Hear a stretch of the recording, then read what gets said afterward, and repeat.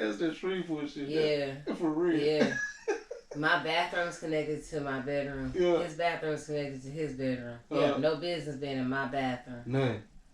He was in there once, and I like snuck up. He's like, "Oh, I'm so sorry. I didn't know you were here." What the fuck does that matter? And the last time it happened, I was getting ready to move out. I didn't tell him because I just didn't trust him. I didn't want him to know. Yeah.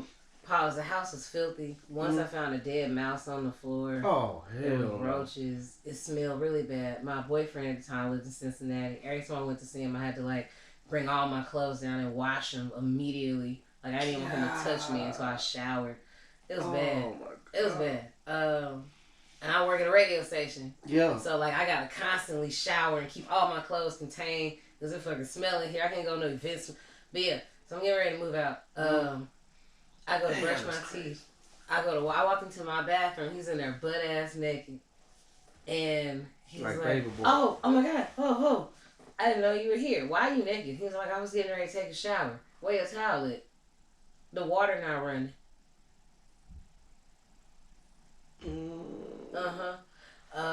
That's the last time I saw him.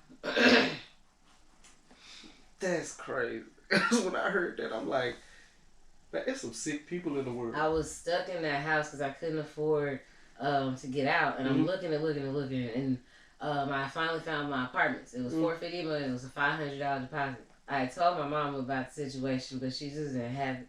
She called me like, I think I was in that house for a month. She called me 3 or 4 weeks later, and she said, your Aunt Denise sent you $500. She said, don't pay her back, just get out the house. That's what's up. No one knew how much that deposit was. Nobody knew. No. And she just happened to send me enough. That's crazy. That's crazy. Yeah, shout out Aunt Denise. Shout out Aunt Denise. She know I love her. That's my baby. Shit, baby boy. He was trying to get active, man. Listen, he's gonna get dead. That's crazy. But man, look, now so you picking up at the radio station, you doing the social media influencing and all that, like you said, this way before its time. Yeah, like you really just made me kind of realize that like this, I really did social media marketing. That's crazy. Before it even had a title, you know what I'm saying? Because even at the radio station, I was only on air 1 day a week, so to get the rest of my hours, he made the job up and called it, I was a social networking assistant. I ran all the social networking accounts and posted and made all the video content. So you were the home brand? So nobody gave you input? Did you have to turn in stuff like to get approved, or it was just your operation? Yeah. I mean, obviously don't fuck it up, but like dumb shit. All the content for shows, I'm getting all those videos. Like when Pharrell's song Happy came out, we filmed the video. I had to film it and edit it. I remember that. Okay. All our station events, I'm filming the content, doing the recap videos, editing video. That's why I know how to edit video. I learned on the job. That's crazy. Self-taught. Like, damn. You really out here getting it. Yeah. That's what I say, man. Your introduction is getting extensive, man. You gonna have to do a segment just on your introduction. Damn. You got a lot of hats, man. Wow. Good job, Steph. Thank you. And look, now you out here in Dallas, and like I said, you hit the ground running out here. I was ready. You hit the ground running. So, who reached out to you? Did you see something come up in Dallas, or how that came about? Because this is one of the, it's a hub now. Dallas really one of them cities. Market 5, 2 words. Vida Loca. Shout out Vida Loca. Listen, man. I've been with the same company in Cleveland. I started with them in 2011. Okay. I was with them when I got to Columbus. I was a night job. But with the company, I just wasn't happy. I didn't see growth. I didn't see any kind of potential. They like a certain type of female jock, and I don't look like her. Gotcha. So I wasn't even looking at Radio 1 jobs. Gotcha. The station I was at before I was where I am now is a Radio 1 station. So I didn't even know they were looking for a midday job. I reached out to Vida Loca just on some... You from Shreveport. You did radio in Shreveport when I was in school. I remember you. I used to look up to you. I remember when you were in Dallas because my family lives here. Can I send you my air check? And she hit me back and was like, of course you can. You know we're looking for a midday job. She didn't have to say that. I literally did not know this woman. She could have told that to her homegirl in radio or something. She told me, I don't know her. Then I apply.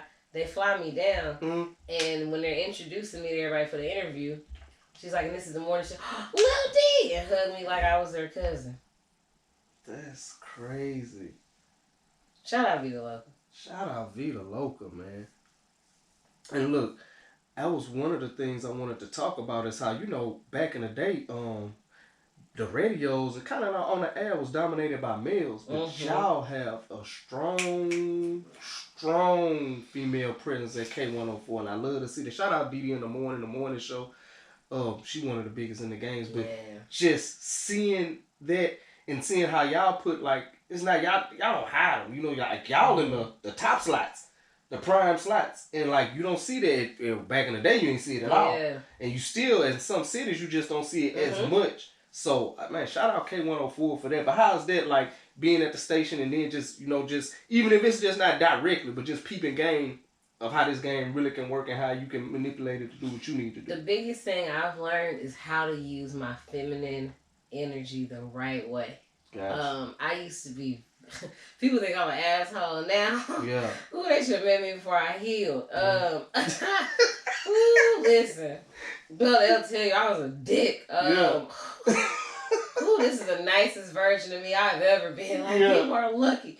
But I didn't understand. I didn't want to be taken like no pussy. Yeah. So I was coming off like a bitch instead of coming off like knowing when to shut the fuck up. You're playing chess. You don't always have to show on your face that this is some bullshit. Yeah. You can play that role and know what you're doing and come back later and use it. For real. I ain't having it, So it's a different way to play the game when you're a woman. Gotcha. You can't go in there and dap niggas up. Gotcha. You gotta go in there and, hey, how you doing? He's staring at your titties. Okay, cool. Get a raise for it. Yeah. It's just a way you have to do it. So once you learn the game, play that motherfucker. Limitless. Yeah. Gotcha. But you can't be a woman trying to play the game like you have a dick. Man. It don't work. Hey, boy, that's even outside of radio. That's some real shit you said there. And it doesn't make you like a weak woman to fall back and be quiet. Sometimes being quiet is so loud. Man, you dropping.